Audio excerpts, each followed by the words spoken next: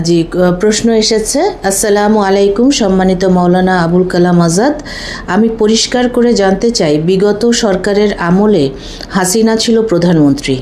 যারা হাসিনার আনুগত্য করেছে, অর্থাৎ একজন ডিকটেটর রুলারের আনুগত্য করেছে, তাদের শাস্তির ব্যাপারে ইসলামের দৃষ্টিভঙ্গি কি রয়েছে? কোরআনের ভাষায় এই আনুগত্যকে কি বলা হয়? আসলে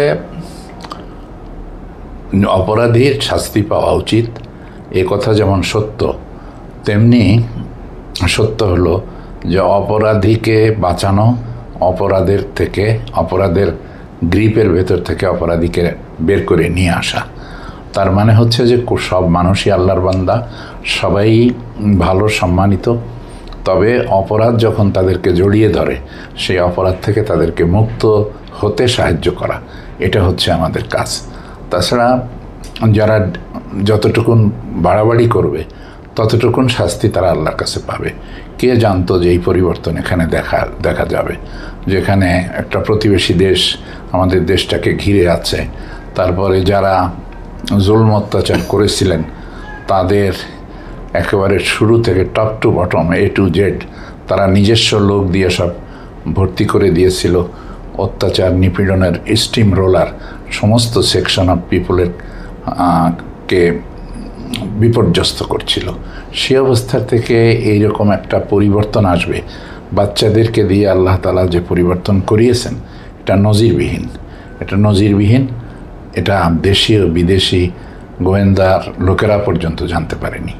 তো এটাকে স্বাভাবিক সাধারণ জিনিস মনে না করে এটাকে আল্লাহর বিশেষ নিদর্শন হিসেবে দেখা উচিত, এবং এই পরিবর্তন যে আল্লাহ দিয়েছেন সেই আল্লাহই আগামীতেও আমাদেরকে ভালো জীবনের সন্ধান দেবেন ইনশাআল্লাহ।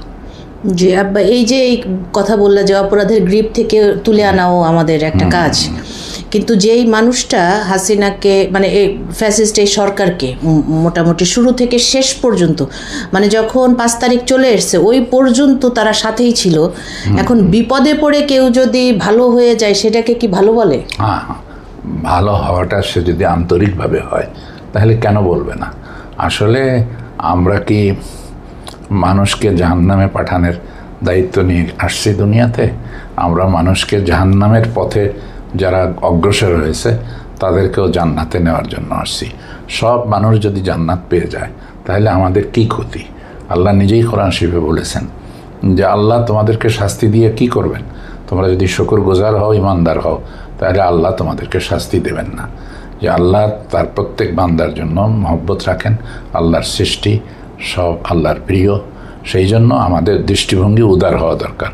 তবে এটা ঠিক যে আমরা এটা অবশ্যই চাইতে পারি যে যারা বাড়াবাড়ি করেছে, জুলুম করেছে, অবিচার করেছে, অন্যায় করেছে, শোষণ করেছে, নিষ্পেষণ করেছে মানুষকে, তাদের শাস্তি হওয়া দরকার, দৃষ্টান্তমূলক শাস্তি হওয়া প্রয়োজন, যেটা দেখে পরবর্তী বংশধর তারাও বুঝবে যে এই ধরনের অন্যায়ের পথে যাওয়া ঠিক না। জি।